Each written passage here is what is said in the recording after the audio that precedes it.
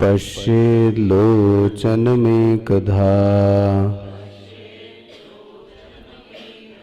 आन्द्यमान्द्यपटुत्वेषु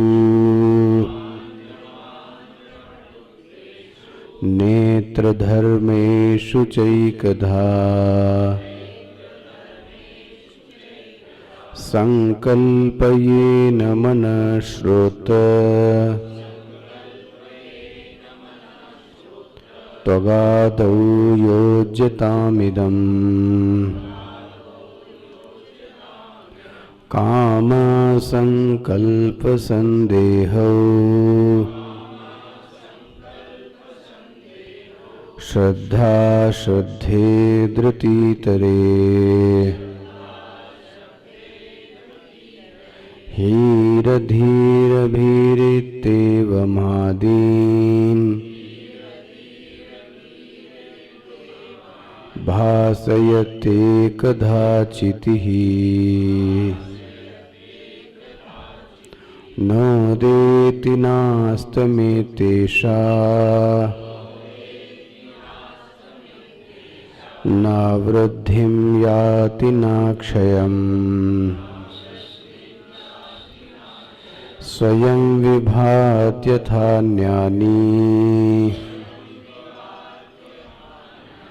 भासये साधनं विना चित्तच्छायावेशतौ बुद्धौ भानं धेस्तु द्विधा स्थिता एकाहं कृतिरन्यः स्यात् अंतःकरणरूपिणी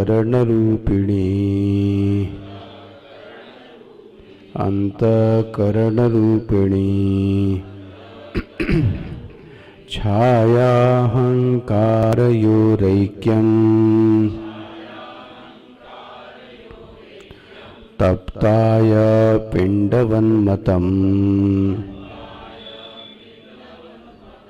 तदहंकारतादात्म्या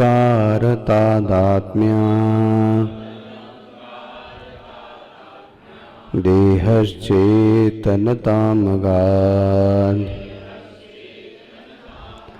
अहंकारस्य दादात्म्यम् चिक्षाया देहसाक्षिभिः सहजं कर्मजं भ्रान्ति जन्यं च त्रिविधं क्रमात्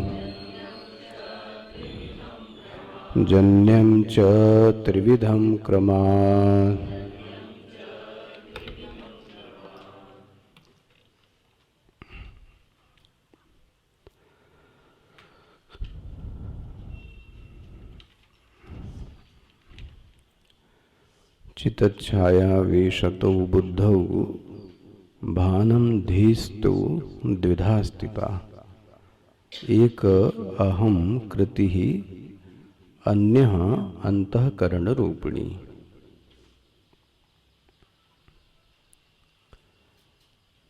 कल इस बात पे चर्चा हुई कि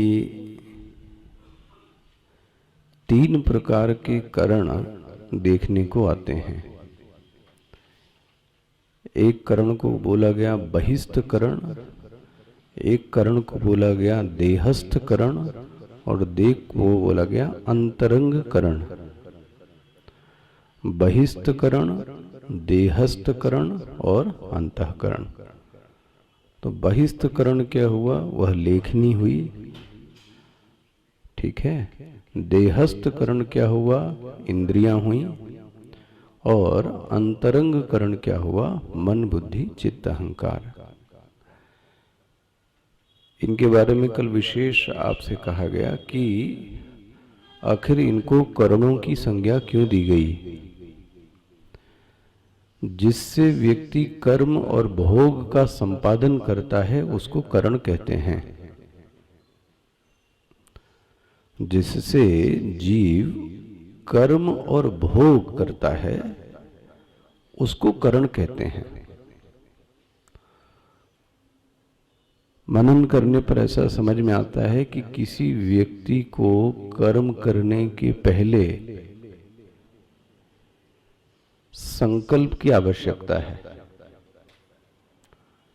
बोले संकल्प किसका कार्य है? बोले मन का कार्य है, इसलिए मन भी करण है ना। इसको रटिएगा नहीं कि मन करण है। कोई प्रश्न कह सकता है कि मन को करण ना मानो तो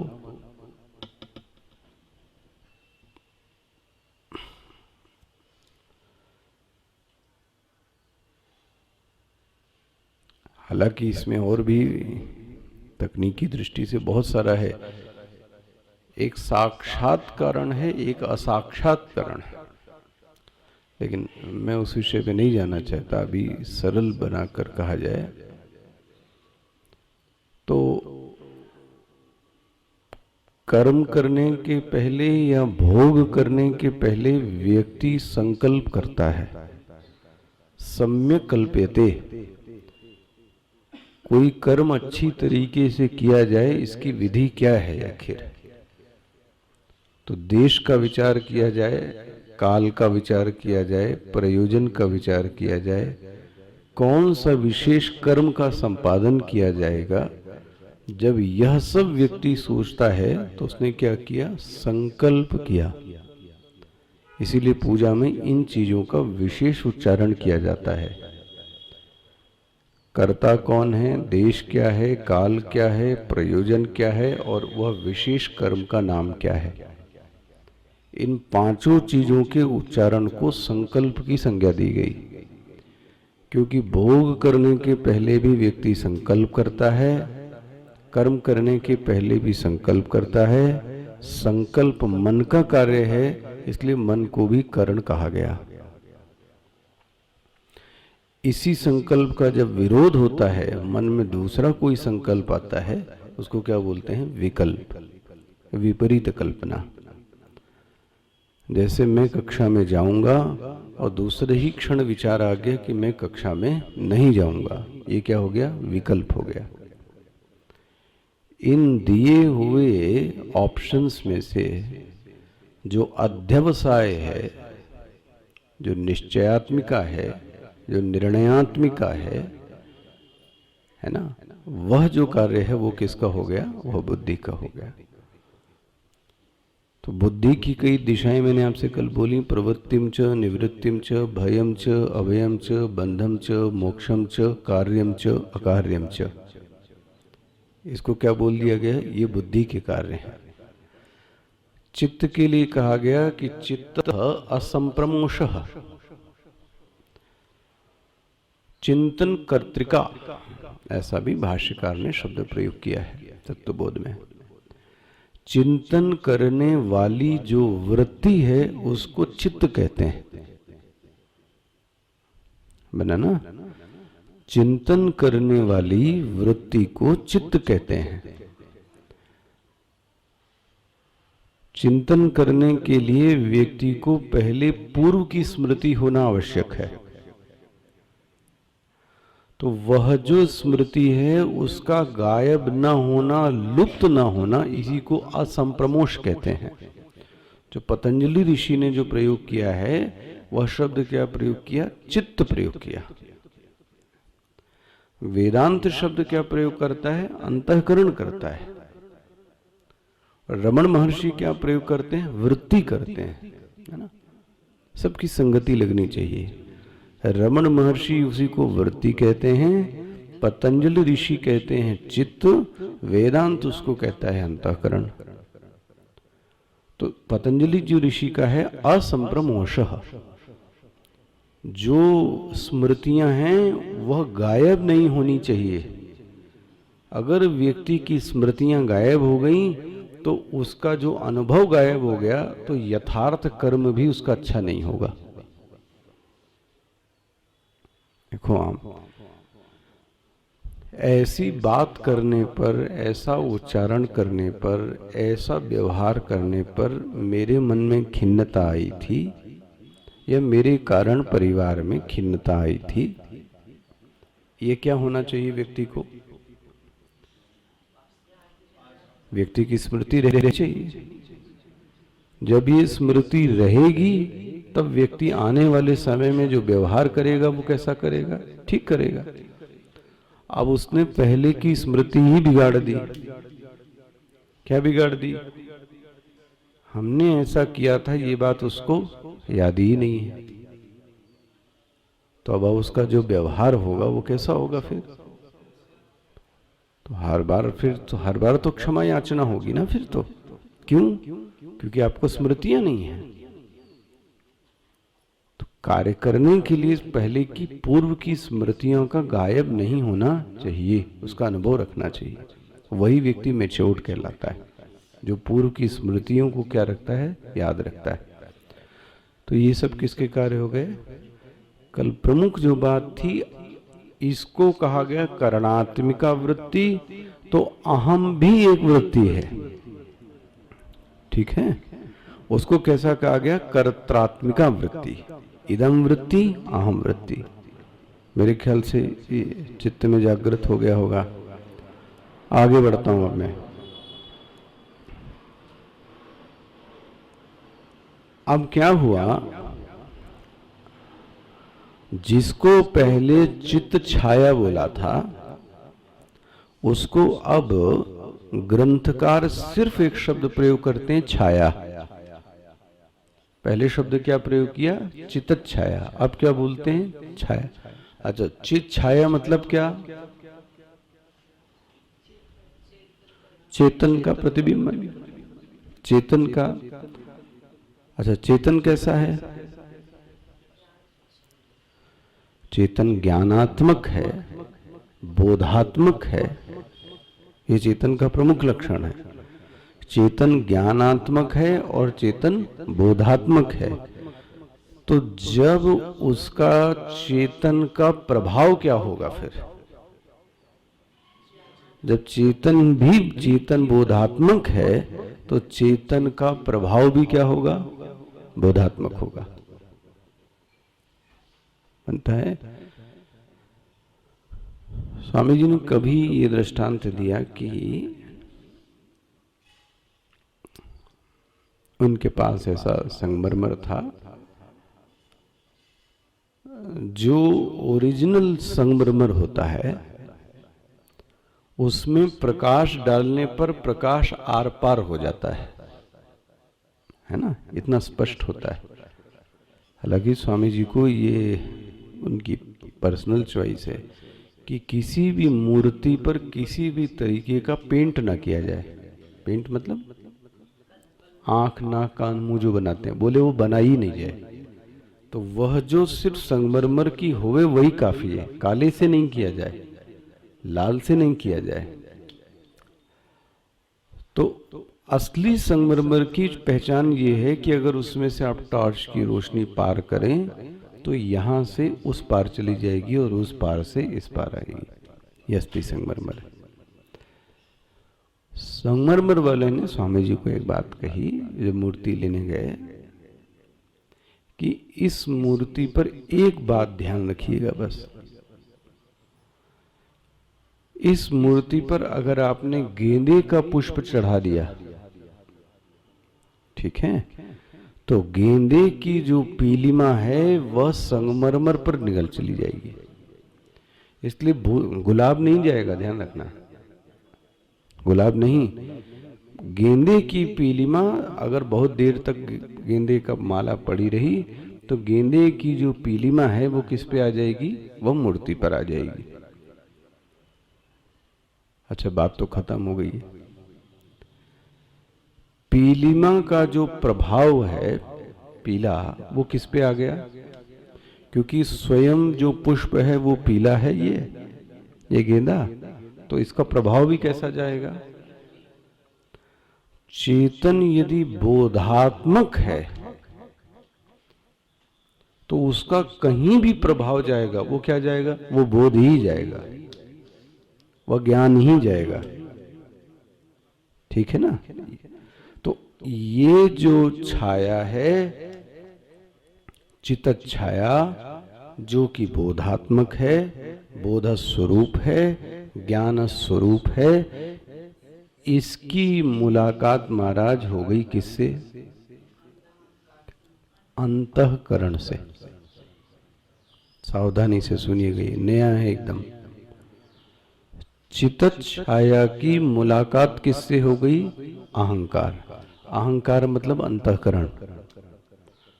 अहंकार का मतलब मन भी, बुद्धि भी, चित्त भी और अहंकार, इन चारों को क्या कहेंगे? अंतःकरण। यहां शब्द क्या प्रयोग किया गया? हो गया? बोले ये दोनों महाराज मिल गए। कौन कौन? चित्त छाया और अंतर। विभाग एकदम स्पष्ट करके रखिएगा। अंतःकरण जड़ है, अंतःकरण दृश्य है, अंतःकरण सावयव है, अंतःकरण परिच्छिन्न है, अंतःकरण की सीमा है, अंतःकरण जितने लक्षण हो सकते हैं दृश्य के वो सब हैं। लेकिन चित्त छाया वह कुछ नहीं, वह तो चेतन है। अब इन दोनों की मुलाकात हो गई। किसकी किसकी? चित्त छाया और अंतःकरण। पहली पंक्ति हो गई। छाया अहंकार बोले योहो ऐक्यम। हैं तो ये दो, हैं तो ये दो, लेकिन आपस में ऐसे घुले मिले महाराज, ऐसे घुले मिले कि ये एक नजर आने लगे। ये देखो ये कैसे घटना घटित हो गई। कौन एक नजर आने लगा? अब इनसे कोई एक क्या चीज बन गई पता नहीं। चित्त छाया और अंतःकरण दोनों मिल गए तो यह दो दो नहीं रहे। अब ये क्या बन गए? एक बन गए।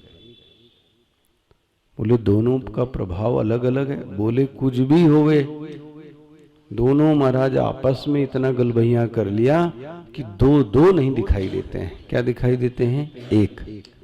बोले ऐसा संभव है? ऐसा संभव है क्या? बोले हाँ महाराज ऐसा संभव। कोई दृष्टांत? तो देखो क्या कल मैं सुन रहा था, बड़ा अच्छा था, रात में आ रहा था, मन हुआ कि कहीं से पढ़ूंगा मैं।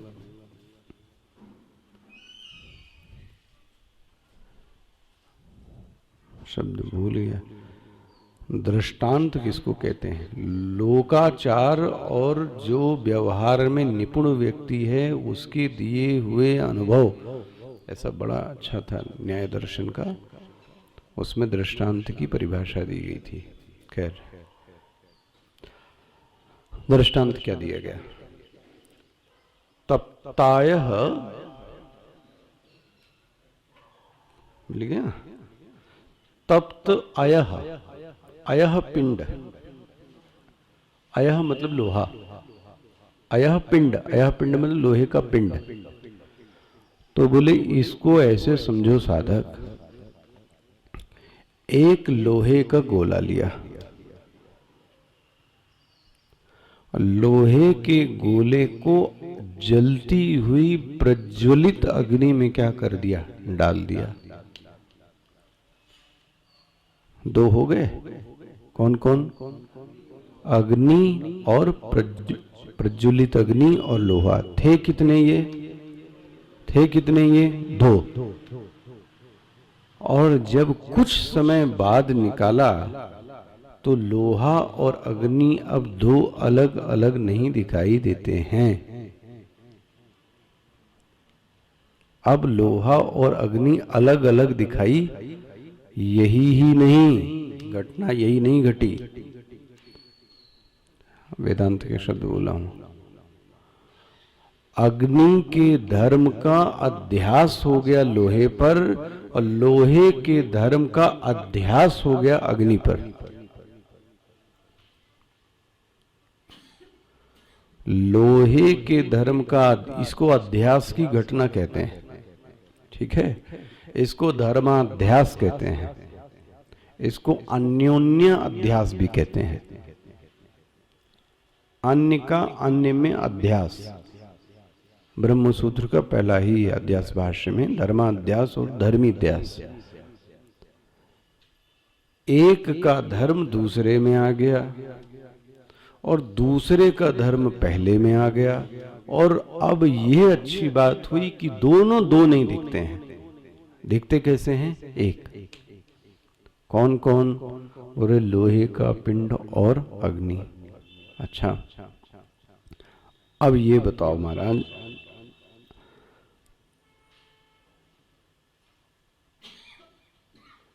मैंने लोहे का गोला छुआ और बोले मैं जल गया। क्या लोहे को छूने से कोई जलता है? बट ये साधक का अनुभव यही हुआ कि मैंने लोहे के गोले को छुआ और मैं, तो जलाया किसने? लेकिन अब उसको अग्नि अब दिखती नहीं है। अब दिख क्या रहा है? अच्छा देखो, अब अग्नि का कोई आकार नहीं होता। अब आप क्या बोलते हैं? लोहे का आकार था। आकार किसका था? लोहे का। क्या आकार था? अब अग्नि कैसी हो गई? देखो, जबकि अग्नि गोल, तो अग्नि निराकार थी, लेकिन अग्नि में आकार के धर्म का प्रवेश हो गया। अग्नि में आकार के धर्म का जो प्रवेश हुआ, यह लौह से आ गया, लोहे के धर्म को ले लिया। अच्छा, अग्नि में किसी भी प्रकार का कोई वजन नहीं होता। वजन किसका है? अब लोहे का जो वजन था वो किसका वजन हो गया? लो जी, यही नहीं, दूसरा देख लो आप। लोहा कभी भी गर्म नहीं होता, तो लोहा उष्ण हो गया, और उष्ण किसका धर्म है? तो अग्नि का धर्म किसने ले लिया? लोहा कभी दाहक नहीं होता, लेकिन अब कैसा हो गया? दाहक हो गया।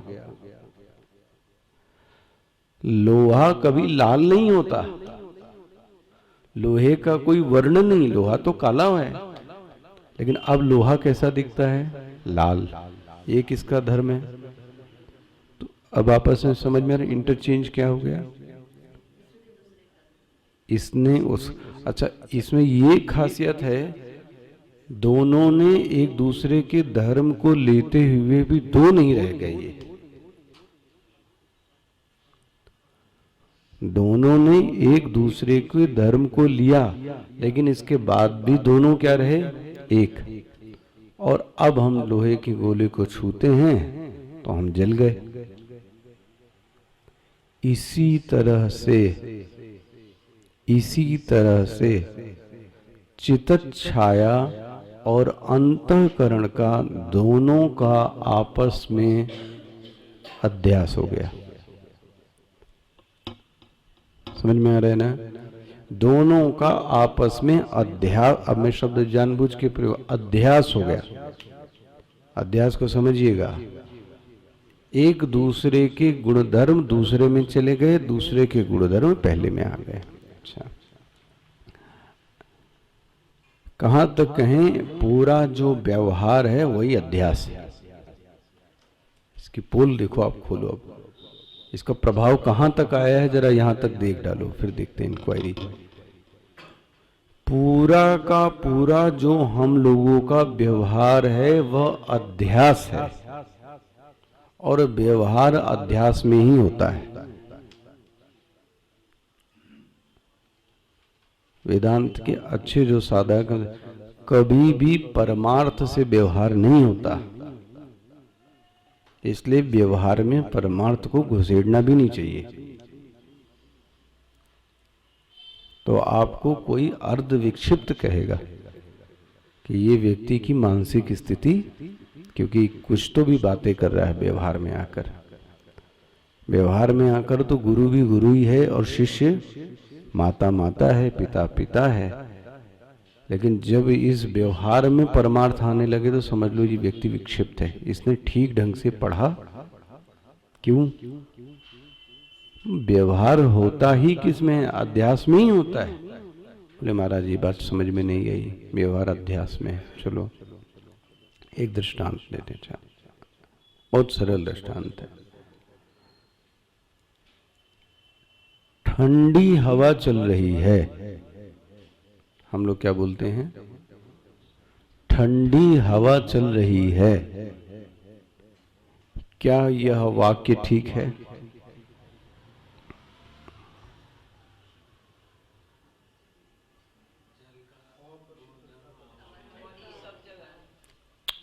वो तो ठीक है, हवा सब जगह, यह विषय नहीं कहा जा रहा है।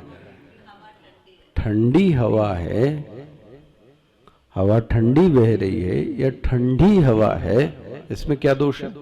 दिमाग लगाना भाई, सोना मत आप, फिर तो नहीं आएगा ये।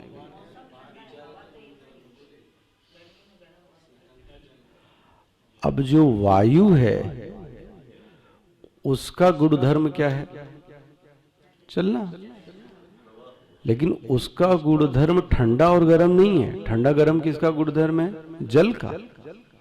जल ठंडा होता है ना, तो जल के गुणधर्मों का आरोप किस पे कर दिया? देखो बना ना। वास्तव में ये कभी नहीं हो सकता। जल के गुणधर्मों का जो हमने आरोप था वो किस पे कर दिया? वायु पे कर दिया। और अब क्या बोलते हैं? अच्छा, व्यवहार में हम क्या बोलते हैं? ठंडी शीतल वायु। शीतल वायु कैसे हो सकती है? शीतलता तो किसका धर्म है? जल का धर्म है। तो जल के धर्म का आरोप किस पे कर दिया? वायु पे कर दिया। अच्छा, और देखते हैं। बोले पृथ्वी का रूप कितना सुंदर है। पृथ्वी माता का जो रूप है कितना सुंदर है। क्या विरोधाभास है? अब रूप अग्नि का धर्म है और पृथ्वी का धर्म गंध है। अब हमने अग्नि के गुणधर्म का जो आरोप था वो किस पे कर दिया? पृथ्वी पे कर दिया। जबकि पृथ्वी का अपना सिर्फ धर्म एक ही है। क्या है? गंध है। देखो आप, पूरा का पूरा, अभी तो मैं इतनी जल्दी भूलना नहीं चाहता, पूरा सुबह से लेकर शाम तक का जो व्यवहार है वो सब का सब अध्यास है। अगर ये व्यक्ति कोई समझ ले तो अब आसान तो नहीं है, क्या कहा जाए आपको, इतना आसान भी नहीं है, लेकिन परंपरा से पढ़ें तो इसकी विधि समझ में आती है।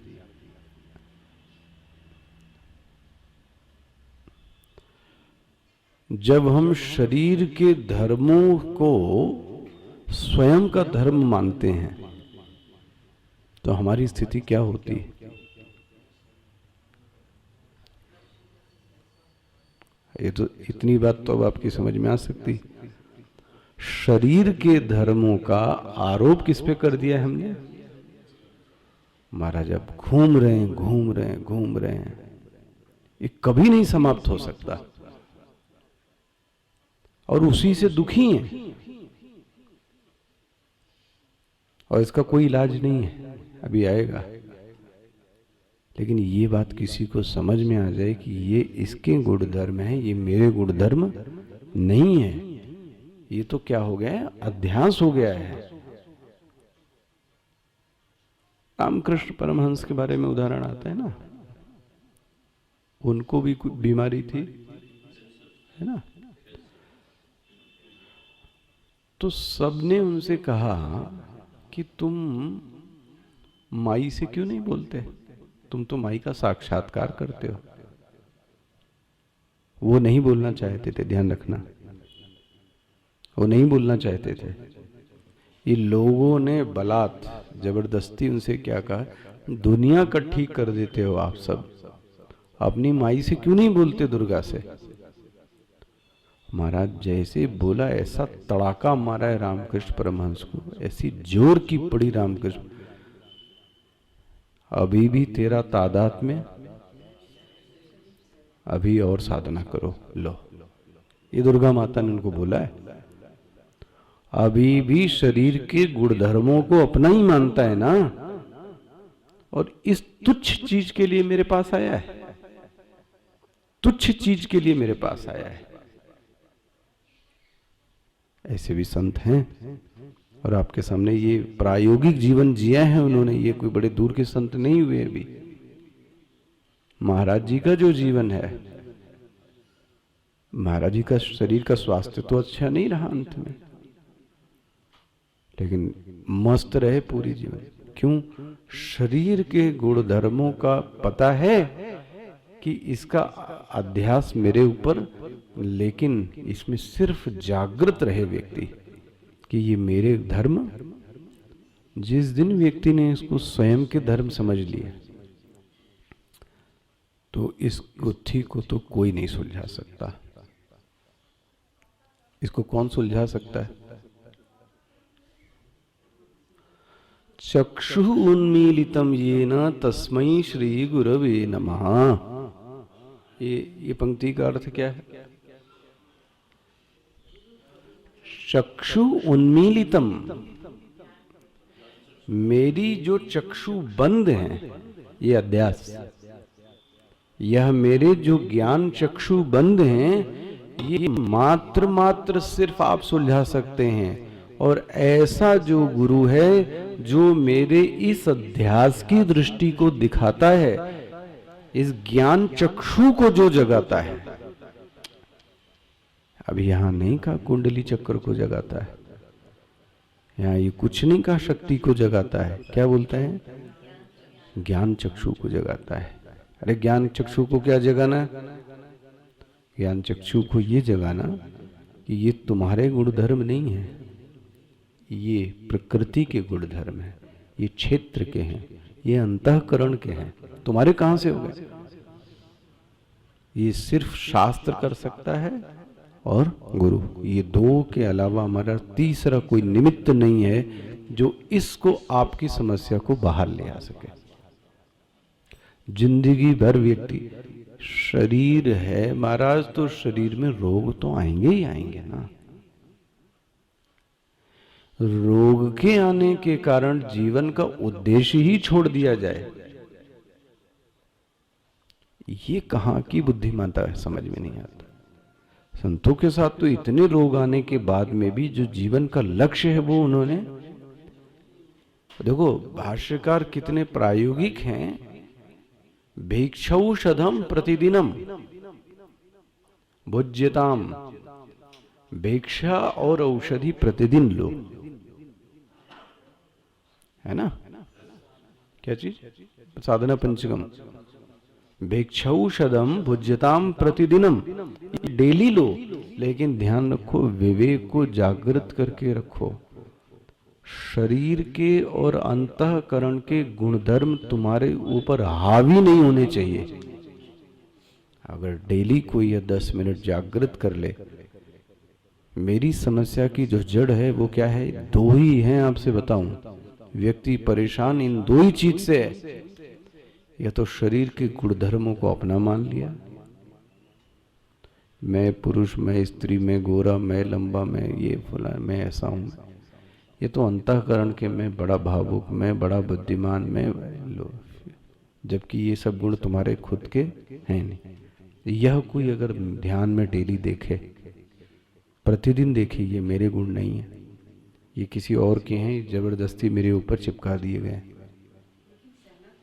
हाँ, और सहना नहीं पड़ेगा। जिस दिन मन उस परमात्मा में लीन जब हो गया, तो व्यक्ति अपने आप सब सह जाता है। और ये भी पता है सहना आपको नहीं है, और सहेगा भी कौन बेचारा? आपका, आप तो उसको स्वामी है उसके। बोले भाई उसके यहां कुछ हुआ, सहना मुझे पड़ा, तो फिर वो हमारा हो गया क्या? वो रहा तो उसी का ही ना। खैर, अभी इतनी आपसे क्यों बातें की जाए, अभी तो इतना कहते हैं। चित छाया का अहंकार से तादात्म्य हो गया, ठीक है? हुआ ये अध्यास की घटना घटित हो गई, और इस अध्यास को धर्माध्यास या अन्योन्याध्यास कहते हैं। एक ने दूसरे के गुण धर्म ले लिए, दूसरे ने इसके गुण धर्म ले लिए। अच्छा देखो अब ये अध्यास अंतःकरण में और चित्त छाया में क्या हो गया, यह मूल प्रश्न है।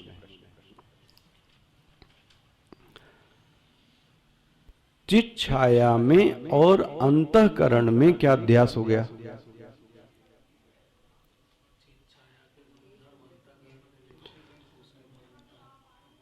अब देखो आप, जो हमारा ज्ञान है वो कैसा दिखता है? ध्यान रखना, बहुत सावधानी से विषय, एकदम एकाग्रता चाहिए। तादात्म्य किसमें हुआ है? चित्त छाया और अंतःकरण। अंतःकरण मतलब वृत्ति, अंतःकरण ठोस मत समझिएगा। वृत्ति में और चित्त छाया में तादात्म्य हो गया। अब हमको दिखता है कि हमारी जो वृत्ति है, हमारा जो ज्ञान है, हमारा जो ज्ञान है वो विकारी है। विकारी है मतलब बदल रहा है। यही नहीं, मेरा जो ज्ञान है वह क्षणप प्रध्वंसी है। यही नहीं, मेरा जो ज्ञान है वह परिच्छिन्न है। मेरा जो ज्ञान है वो प्रवाही है। यह आपका खुद का अनुभव होगा।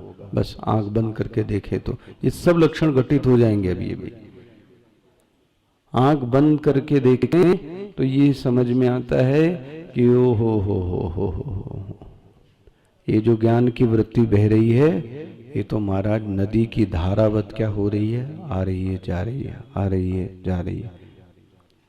क्षणप प्रध्वंसी है, विकारी है। विकारी मतलब बदलाव भी आ रहा है।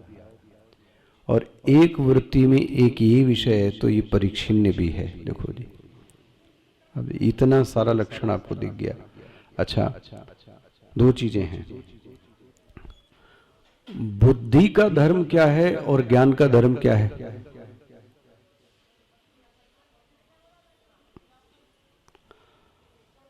अब हमको देखो, दोनों को सुलझा कर देखना। जो चेतना थी वो कैसी है? जो बुद्धि, जो चित्त छाया है वो कैसी है? वह चेतन है, वो अखंड है। वह नो देती नास्तमेतेषा न वृद्धिम न क्षयम। याद आ गया ये श्लोक? ये किसके लक्षण है? नो देती नास्तमेतेषा न वृद्धिम न क्षयम अखंडम चैतन्यम। और हमारा क्या अनुभव हो रहा है? हमारा क्या हो रहा है? न उदेती।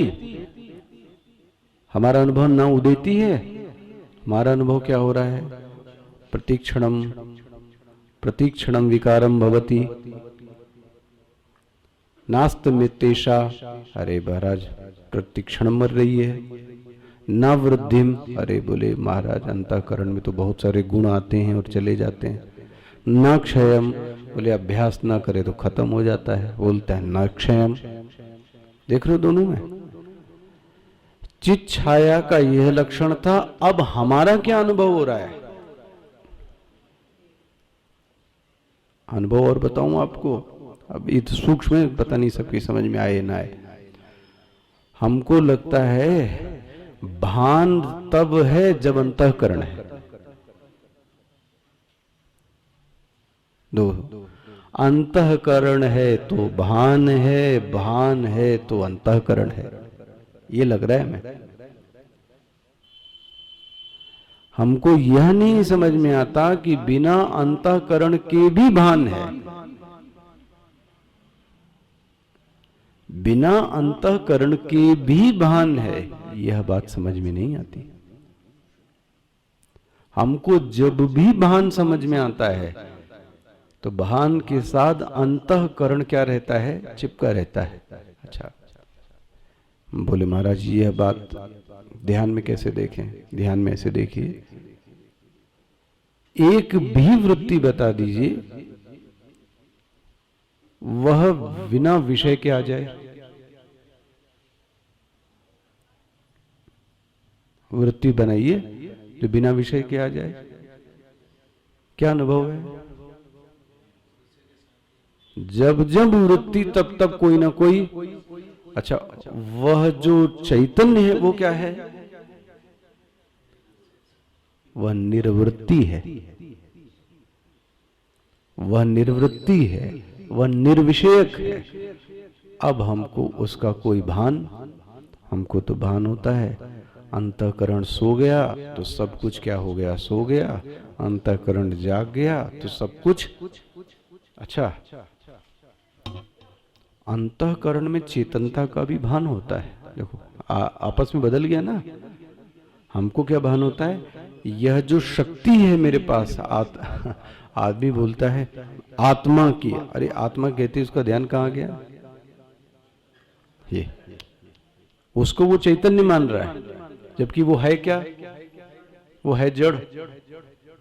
और ये उसमें चैतन्यता का भान कहां से आ गया? बन गया चित्त छाया के कारण।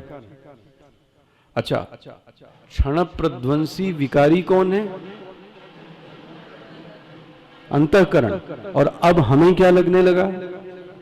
हमें अपने अस्तित्व के बारे में क्या लग रहा है? मैं ना करूं तो क्षण मैं मर जाऊंगा, मैं ऐसा ना करूं तो मर जाऊंगा। ले, वो बोलता है नो देती नास्त में तेषा। और ये साधक की उलझन है। उलझन समझ में आ गई? किसका किसका आपस में हो गया? चेतन और अंतःकरण के गुणधर्म आपस में मिल गए। तो बोलते हैं महाराज, एक बुद्धि का गुण है और एक ज्ञान का गुण है, चेतन का। हमने चेतन के गुण को बुद्धि में डाल दिया और बुद्धि के गुण को किस में डाल दिया? अब इसी अंतःकरण को हम क्या समझते हैं? चेतन समझते हैं। अंतःकरण मतलब वृत्ति। और बोलूं, यही गलती बौद्धों से हो गई कि बौद्धों ने इसी को ज्ञान कह दिया। क्षण प्रध्वंसी वृत्ति को ही बौद्धों ने क्या बोल दिया? ज्ञान कह दिया। वो ये नहीं समझ पाए कि इसके अलावा भी एक कोई कूटस्थ चीज भी है। उन्होंने इसी आने जाने वाली वृत्ति को ही क्या कह दिया? यही चेतन है। बोले कौन? ये आने जाने वाली वृत्ति। इसी को उन्होंने क्या बोला? प्रवाही नित्यता। ये बौद्धों का दर्शन। देखो यहां आकर वो भी फंस गए। अच्छा, बोले महाराज ये कैसे सुलझेगा?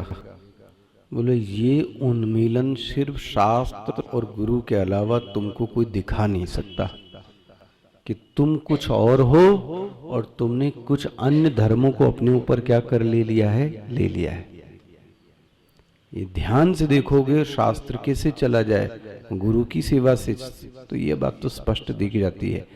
भले ही मैं आज उसका अनुभव न कर पाऊं, लेकिन बुद्धि में व्यक्ति को स्पष्ट दिखने लगता है कि यह मेरा गुणधर्म नहीं है,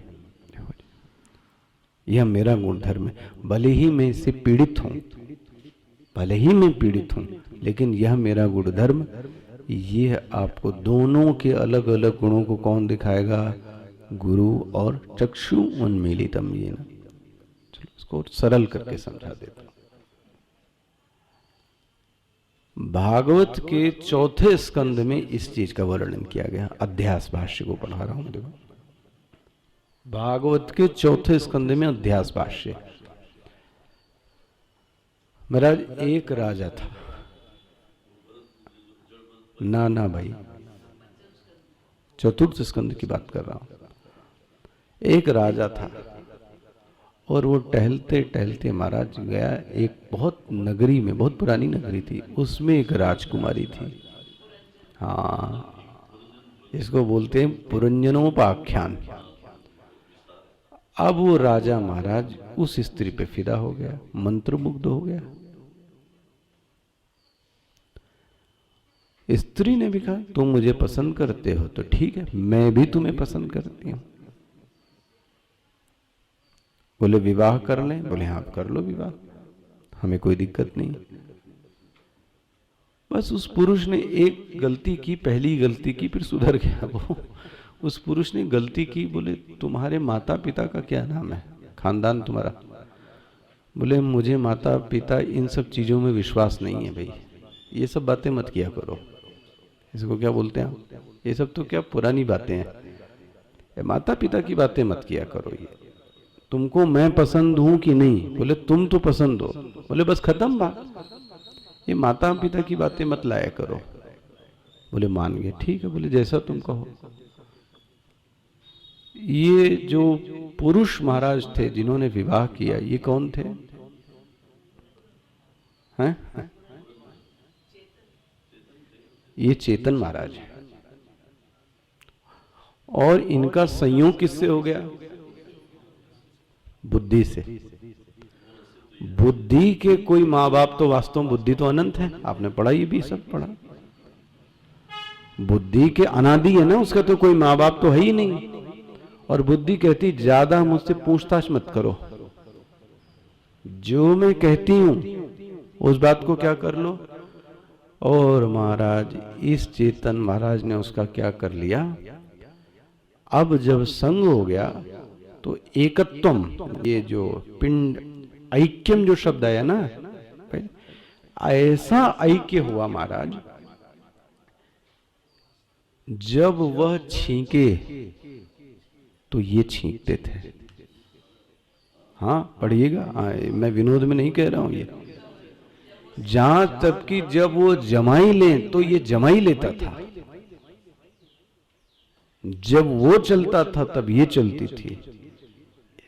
इतना ये क्या हो गया है, चिच्छाया अहंकार ऐक्यम, ये पुरंजनोपाख्यान है। दोनों का आपस में क्या हो गया महाराज, ये है। वो पुरंजन तो छोड़ो, हम और आपका भी यही हुआ है। हमारा और आपका भी जो विवाह हुआ वो किससे हुआ है? वो ऐसे अंतःकरण से हो गया महाराज। अब आपको जो वो कहता है, वो कहता है बोलो ऐसे वाक्य, बोलो ऐसे वाक्य, तो हमने ऐसे वाक्य क्या कर दिए, बोल दिए। खा लो, ये खा लो, कोई नहीं देख रहा है, बोल दो ये बात, बोल दिया। ये किसके आदेश से चल रहे हैं हम? अच्छा, आदेश कौन मान रहा है? चेतन। हम स्वयं किसके आदेश से चल रहे हैं? अंतःकरण के आदेश। हमारा आदेश अब ये नहीं मानती। कौन?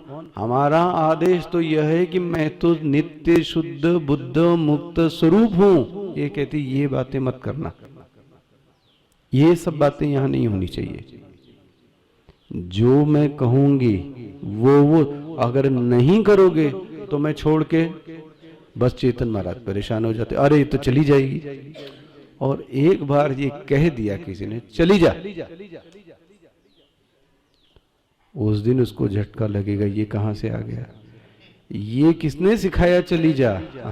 चक्षु उन्मीलितम, ये ना, ये तादात्म्य को कोई दिखाने वाला मिल गया कि ये झूठा तादात्म्य है, ये तुमसे प्रेम नहीं है। इसको तुमने इसके गुण धर्मों को अपने ऊपर क्या कर लिया है, वो मतलब पुरुष ऐसा पागल हो जाए या स्त्री ऐसा पागल हो जाए कि वह उसके गुण धर्मों को ही ले ले कि पूरा का पूरा। अब ये पुरुष स्त्री नहीं है समझना, हमने शरीर के अंतःकरण के गुण धर्मों को महाराज मारे मारे फिर रहे हैं, मारे मारे फिर रहे हैं। ये तो अंत तक आपको छोड़ने वाला किसी को नहीं छोड़ा महाराज, किस संत को छोड़ा। ये तो होगा ही होगा, होना ही चाहिए, होता ही आया है, शरीर का गुणधर्म ही है। लेकिन जो विवेकी पुरुष है वो क्या करता है, वो जान लेता है ये मेरा प्रॉपर्टी, ये इसकी प्रॉपर्टी हो गया। इसी को पुरंजनोपाख्यान से दिखाया। देखो यहां तक कि कहा गया कि बौद्ध लोग भी इस बात को नहीं समझ पाए। उन्होंने ये आती हुई और जाती हुई वृत्ति को ही क्या मान लिया? ज्ञान मान लिया। इसी को उनके शब्द में बोलते प्रवाही नित्यता। नित्य तो है लेकिन कैसा है? आने और जाने वाला। अच्छा भाई, अब एक हेतु दे रहा हूं बस जल्दी जल्दी आपको। यदि किसी को अंतःकरण चेतन लगता है, बुद्धि वृत्ति है ना, अंतःकरण मतलब हम लोग क्या यूज कर रहे हैं? बुद्धि। बुद्धि वृत्ति यदि ज्ञानात्मक होती, यदि वो ज्ञानात्मक होती तो वो कभी भी दृश्य, और हमको अभी क्या समझ में आता है? हमको क्या समझ में आता है? यही चेतन समझ में आ रहा है। कौन? अंतःकरण। अंतःकरण चेतन नहीं है, बहुत सावधानी से समझिएगा। हमने अंतःकरण को ही साक्षी बना दिया है, अंतःकरण साक्षी नहीं है। अंतर समझ में आता है? अंतःकरण तो दृश्य है, जो अंतःकरण से इतर है वह अंतःकरण का साक्षी है, और वह साक्षी अंतःकरण में निवास नहीं करता। बनता है वह साक्षी अंतःकरण में निवास नहीं करता, क्योंकि अंतःकरण तो दृश्य है, और जो दृश्य है हाँ वो जड़ है। और मैं अंतःकरण को क्या समझ रहा हूं? चैतन्य। क्यों समझ रहा हूं? क्योंकि दोनों का आपस में क्या हो गया है? संयोग। इसलिए अंतःकरण को भी चेतन समझने की जो हम अंतःकरण को ही साक्षी बना देते हैं, ये साधक लोग फिर गड़बड़ा गए। हाँ, उपदृष्टा अनुमंता च। अब ये तो बड़ा विषय बाद में, ये अब जब मैंने गीता पढ़ा है ना, वहां का भाष्य देखिए उपदृष्टा का अर्थ क्या है। बाद में वेदांत क्या कहता है? साक्षी अज्ञान है। साक्षी अज्ञान है। साक्षी तो तब है जब चित्त की वृत्तियां हैं। जब चित्त की वृत्तियां नहीं है तो साक्षी कहां गया? तो साक्षी शब्द सापेक्ष है, लेकिन इस निरपेक्षता को जानने के लिए सापेक्षता बहुत जरूरी है, और जिसने इस सापेक्षता का अनुभव नहीं किया वह निरपेक्षता का अनुभव कर ही नहीं सकता। इम्पॉसिबल। अरे तीसरी सीढ़ी वही चढ़ेगा जिसने दूसरी सीढ़ी पे पैर, वरना गिर जाएगा आदमी। अच्छा, तो बुद्धि वृत्ति यदि ज्ञानात्मक होती, बुद्धि यदि ज्ञानात्मक है, यदि ज्ञानात्मक है तो वह दृश्य, अंतःकरण तो दृश्य बनता है। और अगर दृश्य है तो वो, अगर वो जड़ है तो यह जड़ है, ये किसने बताया? यह जड़ वही बताएगा जो जड़ से, और जो बताएगा वह जड़। देखो जी, इसका मतलब अंतःकरण से तादात्म्य होने के कारण हमको साक्षी दिखता। अच्छा भाई चलो, अच्छा और अब बोले, अच्छा एक बात बताइए, ये अंतःकरण में इतना ये जो ज्ञान दिखता है, ज्ञान तो अंतःकरण में दिखता है। सब कुछ कहां दिख रहा है? अंतःकरण में ही दिख रहा है। ये सब तो ऐसे ही है। वो स्टीव जॉन्स, क्या नाम था उस वैज्ञानिक का जो व्हील है ना, हाँ हॉके, जो व्हील चेयर पे रहता था, उसका क्या हिस्सा चल रहा था? सिर्फ ये अंतःकरण। पूरा शरीर तो पैरालिटिक था, और क्या दिमाग था आपको पता है? अच्छे से अच्छे बताते हैं 10,000 इंजीनियर को ले लें और उसकी एक बुद्धि बराबर थी। इतना अब था, शरीर तो गया लेकिन उसका अंतःकरण। बोले महाराज एक बात बताओ, तो ये अंतःकरण में इतना ज्ञान दिखता तो है, अंतःकरण में इतना ज्ञान दिखता तो है, तो इसको क्या कहोगे आप?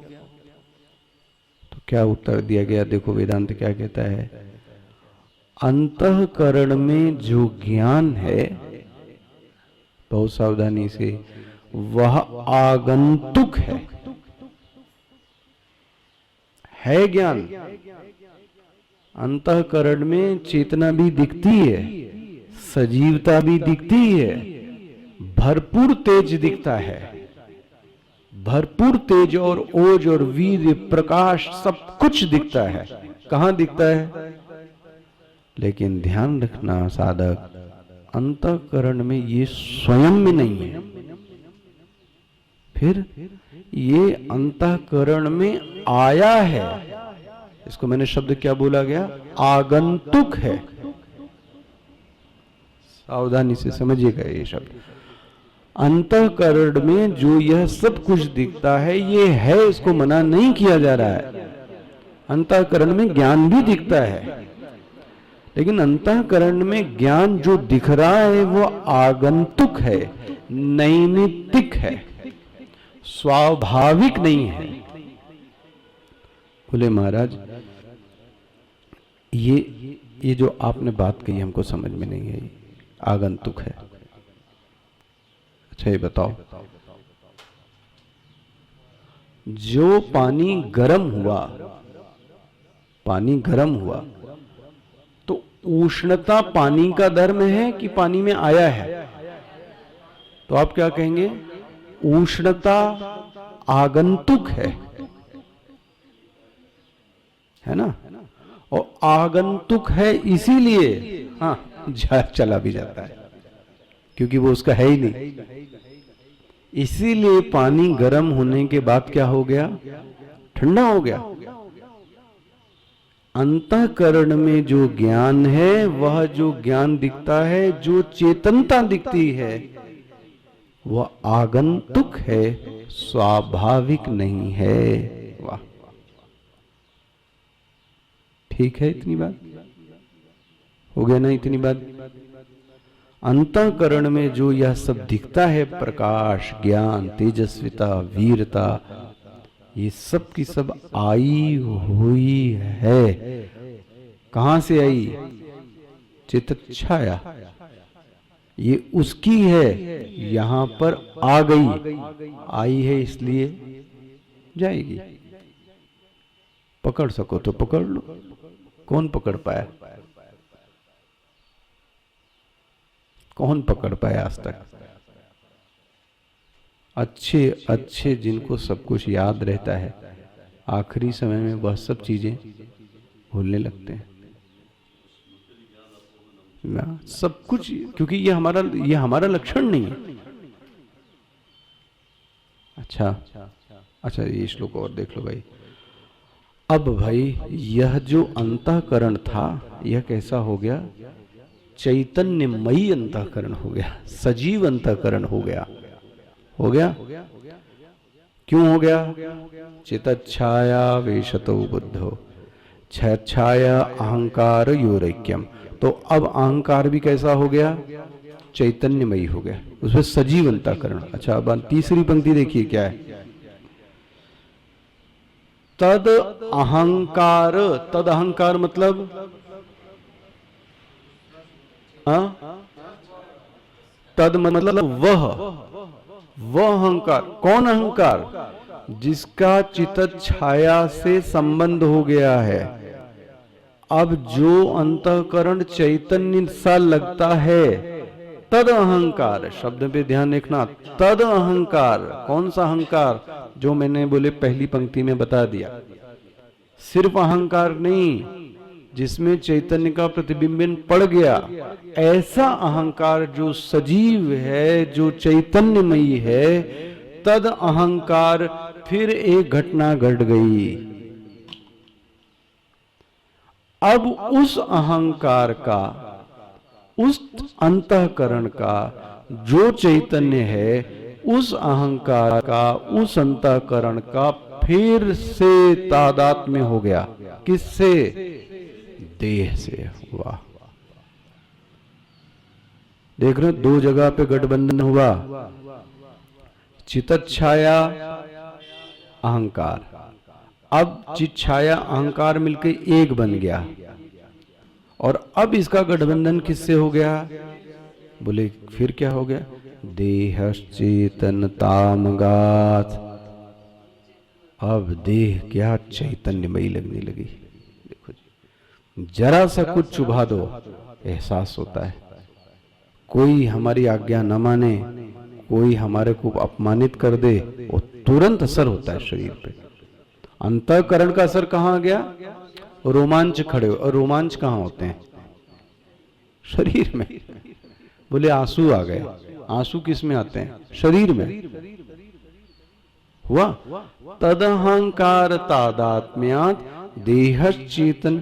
अब इस चेतन से, अब इस अहंकार का तादात्म्य हो गया किससे? बोले महाराज एक प्रश्न बताओ। देखो आखिरी प्रश्न बहुत ध्यान। अगर ये देह को ही चेतन बनाना था, देह को ही चेतन बनाना, जो चित्त छाया का देह से ही क्यों तादात्म्य नहीं कर दिया आपने? ये इतनी सारी घटना लाने की क्या आवश्यकता थी? समझ में आ रहा है प्रश्न क्या है विद्यार्थी का? चित्त छाया का अहंकार से तादात्म्य क्यों कराया आपने? आप चित्त छाया का तादात्म्य किससे करा देते? देह से ही करा देते तो कहानी खत्म। ये इसमें नहीं मिलेगा आपको, ये आपको उठाना पड़ेगा मन में प्रश्न, आखिर ये बीच की कड़ी की आवश्यकता क्यों? तो देखो वेदांत इसका बहुत सुंदर उत्तर देता है। जो प्रतिबिंबन के लिए सतह चाहिए सूक्ष्म, वह सूक्ष्म प्रतिबिंबन देह में, क्योंकि जो देह है वह स्थूल है और तामस है, याद रख लेना ये। जहां तमोगुण है वहां प्रतिबिंबन नहीं पड़ता, जहां तमोगुण है वहां प्रतिबिंबन नहीं, जहां सूक्ष्मता है प्रतिबिंबन वहां पड़ता है। बोले जो देह है वो कैसी है? ये तामसिक है। ये तो आपने पढ़ा तत्वबोध में, पांचों महाभूतों के तमोगुण से क्या बना? ये देह। समष्टि तमोगुण से क्या बना? ये जगत। तमोगुण से यह देह बनी है, तो देह में प्रतिबिंबन, प्रतिबिंबन वहीं होगा जहां सूक्ष्मता होगी। बोले मैं तुमको एक दृष्टांत से समझाता हूं। देखो भाई, पानी को गर्म ही पीना है, ठीक है, तो आंच का और पानी का डायरेक्ट संबंध करा दो। पानी तो गर्म पीना है, पानी का आग से डायरेक्ट संबंध करा दो। पानी आग पर पानी रख दो,